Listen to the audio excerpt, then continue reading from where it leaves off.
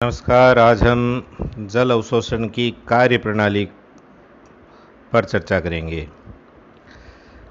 Cramer के अनुसार जल अवशोषण जो है वो दो प्रकार का होता है, पैसिव और एक्टिव। पैसिव मतलब निष्क्रिय जल अवशोषण और एक्टिव मतलब सक्रिय जल अवशोषण। एक दिन पहले भी मैंने कहा था, जहाँ पैसिव शब्द आएगा उसका मतलब वहाँ पे ऊर्जा की आवश्यकता कम होगी या नहीं होगी, और जहाँ एक्टिव नाम आता है वहाँ पे ऊर्जा की आवश्यकता होती है। हम इसको ऐसे भी समझ सकते हैं कि पैसिव एब्जॉर्प्शन ऑफ वाटर में कि जल के अवशोषण में मूल की कोशिकाओं की निष्क्रिय भूमिका होती है, ये भी कह सकते हैं, ऊर्जा की आवश्यकता नहीं होगी। और सक्रिय जल अवशोषण में मूल की कोशिकाओं की सक्रिय भूमिका होगी। तो सक्रिय और निष्क्रिय जल अवशोषण में मुख्य अंतर ये हो गया। ठीक है, अब दोनों की कार्य प्रणाली पर एक और क्रेमर के एक और वाक्य पर हम लोग चर्चा करेंगे। क्रेमर ने कहा कि in passive water absorption water is absorbed through roots, कि निष्क्रिय जल अवशोषण में मूल में से जल का अवशोषण होता है, whereas in active water absorption water is absorbed by roots. उसमें बोला थ्रू रूट्स पैसिव में, और इसके लिए एक्टिव के लिए लिखा है बाई रूट्स, यानी जड़ के द्वारा, मूल के द्वारा जल का अवशोषण होता है वो सक्रिय जल अवशोषण, और मूल में से अवशोषित होता है वो निष्क्रिय जल अवशोषण। ठीक है, तो पहले हम लोग निष्क्रिय जल अवशोषण पर चर्चा करते हैं। तो इसके लिए आपको कुछ अन्य चीज़ों पर भी ध्यान देना होगा। सबसे पहले हम लोग ये देखते हैं, इस चित्र के द्वारा देखते हैं। पादप जितना भी जल अवशोषित करती है,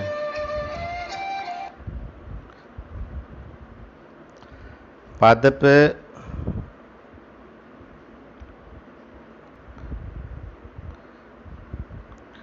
पादपों द्वारा जितना भी जल अवशोषण किया जाता है उसका 96 से 98% भाग निष्क्रिय जल अवशोषण द्वारा होता है। इसका मतलब लगभग संपूर्ण जल का अवशोषण निष्क्रिय जल अवशोषण द्वारा होता है। और अभी मैंने कहा इसमें ना तो ऊर्जा की आवश्यकता होती है और मूल की कोशिकाओं की निष्क्रिय भूमिका है। तो होता क्या है कि पादप के वायवीय अंग विशेषकर पत्तियां जो है उनसे लगातार जल का वाष्प के रूप में उत्सर्जन होता रहता है। जल का वाष्प के रूप में उत्सर्जन होता रहता है, तो पत्तियों की कोशिकाओं में लगातार जल की कमी बनी रहती है। तो पत्तियों की जो पर्ण मध्योतक की कोशिकाएं हैं वो अपने जल की पूर्ति निकटवर्ती कोशिका से करती है, निकटवर्ती कोशिका उससे निकटवर्ती कोशिका, ऐसे करते करते ये पादप की पत्तियां जो पत्तियों की जो कोशिकाएं हैं वो पर्ण शिराओं में मौजूद जाइलम वाहिका से जल ग्रहण करती हैं। तो जाइलम वाहिका से जल चला गया पर्ण मध्योदक की कोशिकाओं में, और वो जल चला गया बाहर। तो जाइलम की जो वाहिकाएं हैं उसमें जल की कमी भी, क्योंकि जल को पर्ण की कोशिकाएं ले रही हैं, तो उस कमी के कारण से जाइलम के स्तंभ में या जाइलम की वाहिकाओं में ऋणात्मक तनाव उत्पन्न होता है, एक खिंचाव उत्पन्न हुआ। उस खिंचाव की पूर्ति ये जाइलम की पर्ण की शिराओं में जो जाइलम है उसकी वाहिकाएं तने के जाइलम से करती हैं। तो तने के जाइलम से खींचेगी, तने के जाइलम मूल के जाइलम से उस खींचेंगी।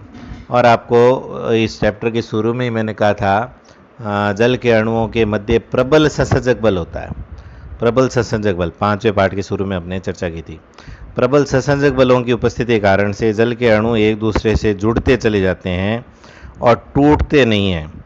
उनके मध्य उनके कारण से जाइलम वाहिकाओं में जल का एक अखंडित स्तंभ बन जाता है, सतत स्तंभ बन जाता है। तो वो पहुंच गया, वो तनाव पहुंच गया मूल के जाइलम तक। पत्तियों के जाइलम ने लिया तने के जाइलम से, तने के जाइलम ने लिया मूल के जाइलम से। अब ये मूल के जाइलम लेगा परिरंभ से, ये रहा परिरंभ से, ये जो खींचा चला जा रहा है ये इधर, और इसने लिया परिरंभ से। परिरंभ की कोशिका लेगी मार्ग कोशिका से, मार्ग कोशिका लेगी वलकुट की कोशिकाओं से, और वलकुट की कोशिका लेंगी मूल रोम से, मूल रोम से। ये रहा। और मूल रोम कहाँ से लेगा? मृदा से। तो इस प्रकार पानी पत्तियों के द्वारा लगातार वाष्प के रूप में उत्सर्जित होने के कारण से पानी जो है अपने आप मृदा से, मूल रोम से होते हुए और मूल के जाइलम से लेकर पत्तियों के जाइलम तक अपने आप निष्क्रिय रूप से खींचा चला जाता है। इसमें किसी प्रकार की ऊर्जा की आवश्यकता नहीं हुई, इसलिए इसको कहते हैं निष्क्रिय जल अवशोषण। निष्क्रिय जल अवशोषण में जल का मार्ग क्या होगा? तो ये कल आपको स्पष्ट किया था, मूल रोम से मार्ग कोशिका तक, पैसेज सेल, मार्ग कोशिका, मूल रोम से मार्ग कोशिका तक तो होगा एपोप्लास्ट, और वहाँ से आगे होगा सिम्प्लास्ट जाइलम तक, वहाँ से जाइलम तक होगा सिम्प्लास्ट। ठीक है, तो नगण्य ऊर्जा का व्यवहार मूल रोम से मार्ग कोशिका से पहले तक एपोप्लास्ट और मार्ग कोशिका से लेकर जाइलम तक सिम्प्लास्ट मार्ग के द्वारा जल अंदर प्रवेश करता जाएगा, ऊर्जा की आवश्यकता नहीं होगी। ठीक है, अब बात करते हैं सक्रिय जल अवशोषण की। सक्रिय जल अवशोषण मात्र कितना बचा फिर? 96 से 98% तो निष्क्रिय जल अवशोषण हो गया, तो मुश्किल से 2-4% जो जल अवशोषण है कुल अवशोषित जल का, वो सक्रिय जल अवशोषण द्वारा होता है। इसको मैंने नोट्स में 2 भागों में बांटा है, तो आपको नोट्स में दिखाते हैं। सक्रिय जल अवशोषण को 2 प्रकार में बांटा है, एक परासरण विधि द्वारा और एक बिना परासरण द्वारा। बिना परासरण द्वारा सक्रिय जल अवशोषण और परासरण द्वारा सक्रिय जल अवशोषण। सामान्य परिस्थितियों में ये जो जल अवशोषण है, सक्रिय जल अवशोषण, चाहे वो परासरण द्वारा विधि द्वारा हो चाहे बिना परासरण विधि द्वारा हो, ये उस समय होता है जब वाष्पोत्सर्जन कम हो। और वाष्पोत्सर्जन किनके द्वारा होता है? ये अगला चैप्टर ही अपना पूरा। वाष्पोत्सर्जन पत्तियों के द्वारा होता है, पर्णरंध्रों द्वारा अधिकतर होता है। पर्णरंध्र रात्रि के समय बंद रहते हैं, यानी अधिकांश जल अवशोषण जो हुआ वो निष्क्रिय जल अवशोषण द्वारा हुआ। रात्रि में जो जल अवशोषण होता है थोड़ा बहुत, वो सक्रिय विधि द्वारा होता है। अब परासरण विधि द्वारा क्या होगा कि सामान्यतः जो मृदा जल है, मृदा जल का विलयन तनु होता है मूल रोम के अंदर जो कोशिका द्रव्य है उसकी सांद्रता की तुलना में। ठीक है, तो कहने का मतलब है कि बाहर उच्च जल विभव होता है मूल रोम के, और मूल रोम के अंदर जल विभव का मान निम्न होता है। इस जल विभव के अंतर के कारण से मृदा जल जो है वो मूल रोम के अंदर प्रवेश कर जाता है। मूल रोम में के अंदर जैसे ही पानी आया, मूल रोम के अंदर जैसे ही पानी का प्रवेश हुआ, तो मूल रोम का जल विभव उच्च हो गया। समझ रहे हैं ना बात को, कि पहले मृदा का जल विभव उच्च था, उच्च जल विभव से निम्न जल विभव की तरफ जल गया, तो मूल रोम के अंदर प्रवेश करने के कारण से मूल रोम के अंदर जल की मात्रा बढ़ी, इसलिए मूल रोम का जल विभव उच्च हो गया। किससे? निकटवर्ती वलकुट कोशिका से। अब निकटवर्ती वलकुट कोशिका का जल विभव कम है, मूल रोम का जल विभव अधिक है, तो उच्च जल विभव से जल निकटवर्ती वलकुट कोशिका में चला जाएगा। ठीक है, इसको हम लोग एक ये चित्र द्वारा दिखाता हूँ मैं आपको।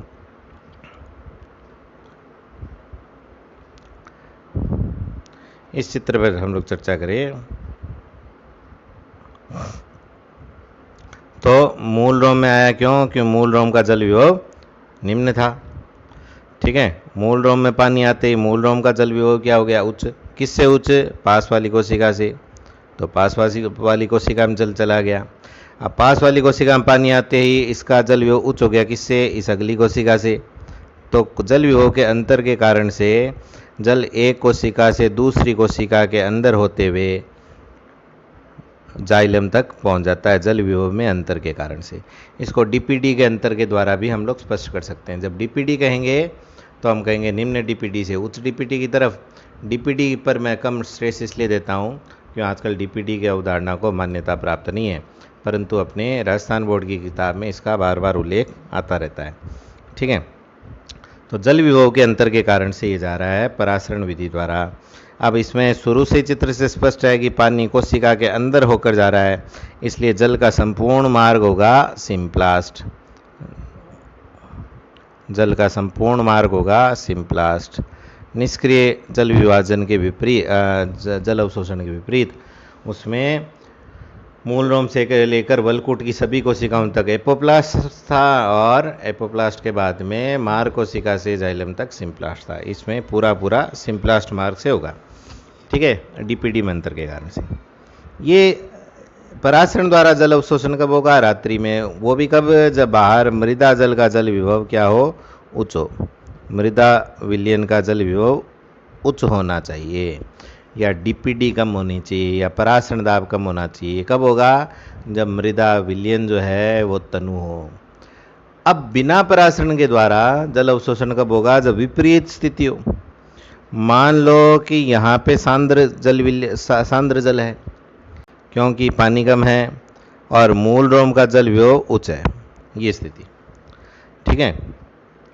इस स्थिति में पराशरण के नियम अनुसार जल कहाँ जाएगा? मूल रोम से बाहर चला जाएगा, मूल रोम से बाहर चला जाएगा। इससे बचने के लिए वलकुट की कोशिकाएं श्वसन की दर बढ़ा देती हैं, तेजी से श्वसन करती हैं। श्वसन अधिक करने के कारण से इनमें एटीपी जो प्राप्त होगी, उत्पन्न होगी, उस एटीपी की सहायता से सांद्रता प्रवणता के विपरीत, सांद्रता प्रवणता के विपरीत मतलब जहाँ जल निम्न है वहाँ से उच्च की तरफ पानी को पंप किया जाएगा। बाहर से अंदर पानी को पंप किया जाता है, खींचा जाता है, पानी की सांद्रता प्रवणता के विपरीत। होना क्या था? कोशिका का पानी बाहर जाना था, क्योंकि कोशिका तनु थी, कोशिका का विलयन तनु था, इसलिए जल विभव उच्च था, और बाहर मृदा जो था सांद्र विलयन था, इसलिए वहाँ पे जल विभव निम्न था।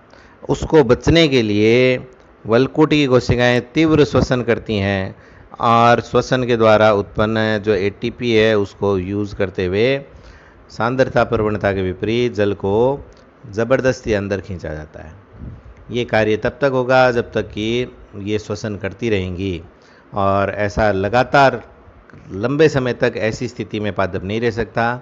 ऐसी स्थिति में जब तक पादप की ये वलकुट की कोशिकाएं श्वसन करती रहेंगी, इनमें श्वसन के लिए आवश्यक परिस्थितियां बनी रहेगी, तब तक तो ये जल अवशोषण होता रहेगा। उसके बाद में ऐसा जल अवशोषण रुक जाएगा और जल का बहिर्गमन प्रारंभ हो जाएगा, पौधा मुरझा जाएगा। तभी कहते हैं कि जब कभी भी खाद या उर्वरक पादपों को दिया जाता है तो उसके तुरंत बाद बहुत अधिक पानी से सिंचाई करनी आवश्यक है, बहुत अधिक पानी से सिंचाई करनी आवश्यक है। जो किसान हैं उनको पता है, जब बरसात होती है तो उसी समय वो लोग या तो यूरिया देते हैं, या फिर जिनके खेतों में कुएं वगैरह हैं तो जब यूरिया वगैरह देते हैं अपनी फसलों को, तो उसके साथ में सिंचाई करते हैं बहुत सारे पानी से। क्योंकि सिर्फ यूरिया या कोई उर्वरक या खाद दे दी गई तो मृदा विलयन सांद्र हो जाएगा। मृदा विलयन सांद्र होने का मतलब है उसका जल विभव घट जाएगा। जल विभव हमेशा मृदा का मूल रोम या पादप कोशिकाओं की तुलना में उच्च होना चाहिए, ठीक है। मृदा विलयन सदैव तनु होना चाहिए। तो ये भी एक परीक्षा में प्रश्न पूछते हैं कि क्या कारण है कि उर्वरक देने के तुरंत पश्चात खेतों में बहुत अधिक जल से सिंचाई क्यों करनी चाहिए, और यदि सिंचाई नहीं करेंगे तो पौधे मुरझा जाते हैं, पौधे मुरझा जाएंगे। तो ये दोनों प्रकार के जल अवशोषण का वर्णन आपको मैंने कर दिया। अब जल अवशोषण को प्रभावित करने वाले कारक, जल अवशोषण को प्रभावित करने वाले कारकों पर चर्चा करते हैं, ठीक है।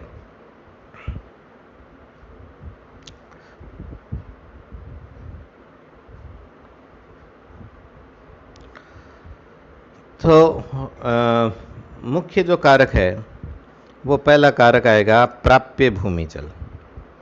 प्राप्य भूमि जल, ये 4 कारक बताएं इसने। पहला देखते हैं प्राप्य भूमि जल, अवेलेबल सॉइल वाटर। आपको चैप्टर के शुरू में मैंने बताया था कि विभिन्न प्रकार के जलों में से पादप केवल जो है कैपिलरी वाटर यानी केवल केशिका जल को ही अवशोषित करता है, केशिका जल। अब केशिका जल की भी 2 लिमिट बता दिए जाते हैं, 2 लिमिट करते हैं, ठीक है। एक नाम दिया गया इसमें एक नाम इधर दिया है वाटर होल्डिंग कैपेसिटी, और इसी का दूसरा नाम बोला है field capacity. Water holding capacity और अथवा इसका दूसरा नाम है फील्ड कैपेसिटी, क्षेत्र क्षमता। क्षेत्र क्षमता और दूसरा नाम है जल धारण क्षमता। किसी भी मृदा में एक मैक्सिमम लिमिट होती है, एक अधिकतम सीमा होती है, उससे अधिक वो जल को रोक नहीं सकता है। जल को अधिक समय तक वह मृदा रोक नहीं सकती है, वो उसकी अधिकतम लिमिट हो गई। उससे अधिक यदि पानी होगा तो कीचड़ हो जाएगा, ठीक है, पानी एक्स्ट्रा हो गया तो वो कीचड़ के रूप की स्थिति, वाटर लॉज की स्थिति आ जाएगी, जलाक्रांत स्थिति हो जाएगी। उस मैक्सिमम लिमिट को कहेंगे क्षेत्र क्षमता। अलग अलग अपने रेगिस्तान में रेतीली ज़मीन है, इसकी जल धारण क्षमता कम है, जल धारण क्षमता कम है, वाटर होल्डिंग कैपेसिटी कम है, ठीक है, पानी को ज़्यादा समय तक ना तो रोक सकता है और थोड़ा सा ही पानी अधिक होते ही वो जलाक्रांत दलदली जैसी हो जाती है या बह जाता है, रुकता नहीं है। दूसरा जो मिनिमम क्वांटिटी जिसको कहेंगे कि कम से कम कितना हो, अधिकतम तो हो गया क्षेत्र क्षमता जितना, अधिकतम क्षेत्र क्षमता या फील्ड कैपेसिटी, इसको मैं यहाँ पे एक लाइन से खींच देता हूँ, ये मैक्सिमम पानी हो गया। मिनिमम पानी के लिए एक नाम दिया है permanent wilting percentage. Permanent wilting percentage Hindi में कहेंगे स्थायी मुरझान प्रतिशतता। स्थायी मुरझान प्रतिशतता। स्थायी मुरझान प्रतिशतता मृदा में उपस्थित जल की उस प्रतिशत से है जबकि उसमें उगे हुए पादपों द्वारा प्रथम बार स्थायी मुरझान प्रदर्शित किया जाता है, ठीक है। किसी मिट्टी में पौधे जो उग रहे हैं उसकी पत्तियों द्वारा पहली बार स्थायी रूप से मुरझान प्रदर्शित किया जाता है। उस समय मिट्टी में जितनी नमी की मात्रा है, प्रतिशत मात्रा, उसको कहेंगे परमानेंट विल्टिंग परसेंटेज। स्थायी मुरझान, अब इसका मतलब हो गया वो पौधा स्थायी रूप से मुरझा गया, अब उसको कितना ही पानी दो, अब वो वापस उभरेगा नहीं, वापस वो उगेगा नहीं, वापस वो सक्रिय रूप से नहीं हो सकेगा। तो ये मिनिमम है। इससे यदि कम है पानी, इससे पानी कम है तो वो हो गया भौतिक रूप से शुष्कता, फिजिकल ड्राइनेस, कि पानी सचमुच ही नहीं है, फिजिकल ड्राइनेस यानी भौतिक रूप से शुष्कता, ठीक है, पानी है ही नहीं, हकीकत में नहीं है, बिल्कुल सूखा अकाल है।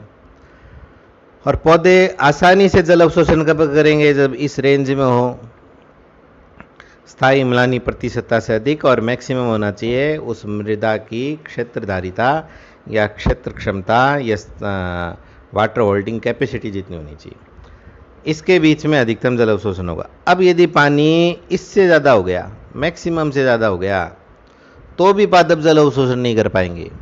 ऐसी स्थिति को कहेंगे कार्यिकी रूप से शुष्कता, फिजियोलॉजिकल ड्राइनेस। कार्यिकी रूप से शुष्कता यानी पानी भौतिक रूप से तो है, वह है क्या, जरूरत से ज़्यादा है ना, परंतु फिर भी पादप उसको अवशोषण नहीं कर पा रहे हैं। ऐसी मृदा को जलाक्रांत या दलदल कहेंगे। इसका कारण क्या है कि ऐसी मृदा में वातन का अभाव होता है, एरिएशन का अभाव हो गया, वेंटिलेशन का अभाव हो गया, हवादार मृदा नहीं हुई। हवादार मृदा नहीं हुई इसलिए पानी होते हुए भी पौधे अवशोषित नहीं कर पाएंगे। तो पानी प्राप्य भूमि जल कहाँ से कहाँ तक होना चाहिए, किससे, स्थायी अम्लानी प्रतिशतता से अधिक और अधिकतम होना चाहिए क्षेत्र धारण क्षमता या जल धारण क्षमता तक। दूसरा पॉइंट है सॉइल एरिएशन, अभी बताया था, वातन, मृदा वायु, हवादार मृदा होनी चाहिए। सॉरी, हवादार मृदा का मतलब हुआ खेतों में हल और क्यों चलाते हैं। खेतों में हल चलाने का कारण ये है कि खेतों में जब हल चलाते हैं तो मृदा पोली हो जाती है, भुरभुरी हो जाती है, सॉफ्ट हो जाती है। ऐसी मृदा में हवा का अच्छी प्रकार से वेंटिलेशन होता है, हवादार मृदा में जब पौधे उगेंगे तो उनकी जड़ें आसानी से गैसों का विनिमय कर सकती हैं, और जड़ की जो कोशिकाएं हैं, अभी हमने जो मूल रोम वाला पूरा क्षेत्र देखा, मूल रोम से लेकर वलकुट वगैरह और एंडोडर्मिस वगैरह, वो सब जीवित कोशिकाएं हैं, तो उनको श्वसन के लिए ऑक्सीजन की आवश्यकता होती है। अच्छी वातन मृदा होगी तो वो अच्छे प्रकार श्वसन करेंगे और जल अवशोषण भी ऐसी मृदा में अच्छा होगा। अभी जैसे बताया था, जलाक्रांत मृदा में जल अवशोषण क्यों नहीं होता? क्योंकि पानी ज़रूरत से ज़्यादा हो गया, जितनी धारण क्षमता थी उससे ज़्यादा हो गया, दलदल हो गया, तो वहाँ पे वातन का अभाव हो गया। किसान मित्र केंचुओं को कहते हैं। केंचुए भी यही करते हैं, मिट्टी को पोली कर देते हैं, मिट्टी को भुरभुरा खोखला कर देते हैं, उसमें वातन ज़्यादा होती है। घरों में भी देख सकते हैं, गमले वगैरह में कोई पौधा हम लोग उगा रहे हैं, या मिट्टी में भी घरों में कोई बागवानी कर रहे हैं, नींबू वगैरह के पौधे लगा रखे हैं, यदि उसकी वृद्धि रुक जाती है, काफ़ी प्रयास करने बाद भी नहीं बढ़ रहा है, तो हम लोग क्या करते हैं, उसके जड़ के आसपास मिट्टी को थोड़ा खोद देते हैं। ऐसा करने से वातन बढ़ जाता है, वेंटिलेशन बढ़ जाता है। फिर अगला है सॉइल टेम्परेचर, मृदा का तापमान। मृदा का तापमान यदि बहुत उच्च होगा तो मृदा की जो जीवित कोशिकाएं हैं वो नष्ट होने लग जाएंगी, और बहुत कम होगा तो भी जल अवशोषण अच्छा नहीं होगा। अनुकूल तापमान बताया गया है 20 से 30 डिग्री सेंटीग्रेड। हालांकि ये अलग अलग पादप इसके प्रति अनुकूलित हो जाते हैं। अपने रेगिस्तान में जो खेजड़ी वगैरह, आक, खींप वगैरह पौधे उगते हैं, इनको नॉर्मल ये 40-50 डिग्री सेंटीग्रेड पर भी आसानी से जल अवशोषण करती हैं, है ना। ऐसे ही पहाड़ों पर उगने वाले पौधे जो हैं वो 20 डिग्री सेंटीग्रेड कम तापमान पर भी जल अवशोषण करती है। तो ये कि एवरेज वैसे बताया है, कोई विशिष्ट नहीं है। अंतिम बहुत महत्वपूर्ण है, कंसंट्रेशन ऑफ सॉइल सॉल्यूशन, मृदा विलयन की सांद्रता। अभी जैसे मैंने जल अवशोषण की कार्य प्रणाली का जब मैं उल्लेख कर रहा था, तब मैंने आपको बताया था कि ये ज़रूरी है कि मृदा विलयन की सांद्रता मूल रोम और अन्य पादप कोशिकाएं जो है उनमें जो कोशिका द्रव्य उसकी सांद्रता से कम होना चाहिए। यानी मूल बाहर का जल विभव सदैव उच्च बना रहना चाहिए, जल विभव सदैव उच्च रहना चाहिए। जल विभव उच्च कब रहेगा? जब जल की मात्रा अधिक होगी, विलय की मात्रा कम होगी। तो बाहर पानी हमेशा अधिक होना चाहिए, तनु विलयन होना चाहिए। किसकी तुलना में? मूल रोम व मूल की अन्य कोशिकाओं के कोशिका द्रव्य के सापेक्ष। ठीक है, तो ये सब आपको मैंने उल्लेख करवा दिया है। ये टॉपिक अपना कंप्लीट हो गया है, जल अवशोषण। अब कल हम लोग करेंगे ascent of SAP. Ascent of SAP मतलब रसारोहण। जो पानी मूल के जाइलम तक आया है, वो मूल के जाइलम से पत्तियों के जाइलम तक ऊपर कैसे जाएगा, ऊपर कैसे चढ़ेगा, उसके बारे में हम लोग कल पढ़ेंगे। उसको कहेंगे रसारोहण की क्रिया। ठीक है, तो ये कल कोशिश करेंगे, कल चैप्टर पूरा हो जाएगा। ठीक है, धन्यवाद बहुत बहुत। घर पर रहें, सुरक्षित रहें, अध्ययन करते रहें।